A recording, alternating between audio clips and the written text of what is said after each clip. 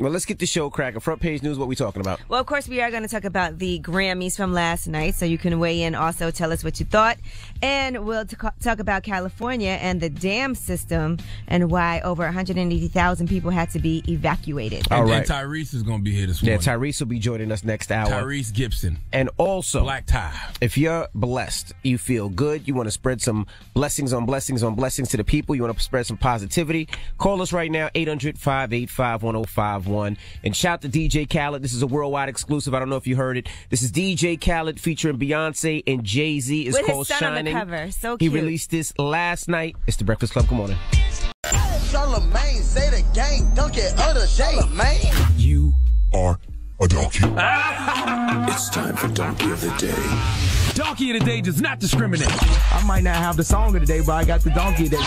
So if you ever feel I need to be a donkey, man, hit me with the hee-haw. It's the Breakfast Club, bitches. Who's Donkey of the Day today? Yes, Donkey of the Day for Monday, February 13th goes to the Devil Damn Grammy Voting Committee. You know I don't give a damn about no Grammy Awards. I tell artists all the time, go where you're celebrated, not where you're tolerated, because it seems like award shows like the Grammys just don't always get it right. Now, I'm only talking about one specific moment from last night, and that moment came during the Best Album of the Year category, where Beyonce and Adele were nominated. Now, Adele won Song of the Year and Record of the Year for Hello over Formation. I personally wasn't mad at that because Hello was a better song than Formation to me. And y'all know, I'm a Pinkett Smith Winfrey Knows Carter, so if I can admit Hello was better than Formation, then Hello was better than Formation. But we're not just talking about individual records, singles. Okay, I just knew that Beyonce was going to win Album of the Year because when it came to 25, Adele's album, and Lemonade, Beyonce's album, as complete bodies of work, wasn't even close. Okay, not to mention Adele opened up the Grammys, and we know Adele is an amazing vocalist. She's very talented. She makes great music. But on that stage, she is unseasoned chicken. Just a big piece of baked chicken with no seasoning on it, okay? Boring. The Tim Duncan, the vocalist. All right. Meanwhile, Beyonce performed at the Grammys last night, and it's crazy how people think she was using special effects and not her own superpowers. When she was leaning back in that chair, that was telekinesis. Okay, all that stuff you saw you thought was holograms. Nope, Beyonce is a telepath, like Professor Xavier, and was simply controlling our minds. Don't you ever in your life disrespect Beyonce's superpowers by calling them special effects, okay? Now, I stayed up until well past 11 on a work night to watch Beyonce win Album of the Year, and all I got to see was Beyonce get robbed, okay? And the very talented yet boring performer Adele walked away with Album of the Year for 25. Now, I don't knock anyone's blessings, especially when it comes to matter of opinion, because that's all the Grammy committee is, a bunch of people casting their opinions. But in this case, they absolutely positively got it wrong. And the Grammy committee should all feel foolish this morning because even Adele acknowledged during her acceptance speech and the press conference after the awards that she should not have won Album of the Year. Let's listen to her acceptance speech. My artist of my life is Beyonce, and this album for me, the Lemonade album, was just so monumental, Beyonce. It was so monumental and so beautiful and soul-bearing, and we all got to see another side to you that you don't always let us see, and we appreciate that, and all us artists here adore you. You are our light. And the way that you make me and my friends feel, the way you make my black friends feel is empowering, and you make them stand up for themselves. And I love you. I always have, and I always will. That's how you keep the beehive off your ass. Drop one of the clues bombs for Adele. She pulled an Eminem in 8 Mile.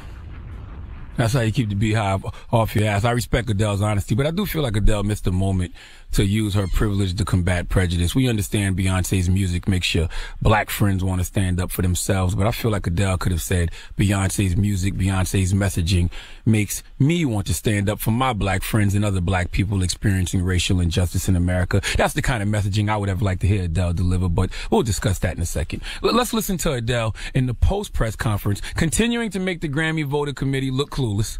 The reason I felt the need to say something was my album of the year is Lemonade. She is my icon of my whole life. So I felt the need to do it. Also, I feel like it was her time to win. My view is kind of what the does she have to do to win Album of the Year? That's also how I feel. Great question. What more does Beyonce have to do to win Album of the Year at the Grammys? Right. On this album, she exposed her man's infidelity, stood up for the injustices that black people have been facing, gave you a video for every song on the album, debuted it as a special on HBO, empowered women, and had the majority of the country getting information? All Beyonce's chicken was seasoned to perfection. Adele, 25, on the other hand, not so much. But this isn't a knock to Adele. She's great, except for her stage show. But this is one of those times when the Grammys absolutely, positively got it wrong, and everybody knows it, including Adele herself. When an artist of Adele's caliber breaks her Grammy for Album of the Year in half to give the other half to Beyonce, that's when you know somebody got it wrong. Don't cry for Beyonce, though. When I hear stories like this, I think of a quote: the only permission, the only validation, and the only opinion that matters in our quest for greatness is our own. And if anybody knows that, it's Blues Mama. Beyonce knows. Carter, please give the Grammy committee the biggest hee-haw. Oh, matter of fact, give them some of the sweet sounds and the hammer tones, some vocals. You are the donkey of the day. You are the donkey of the day.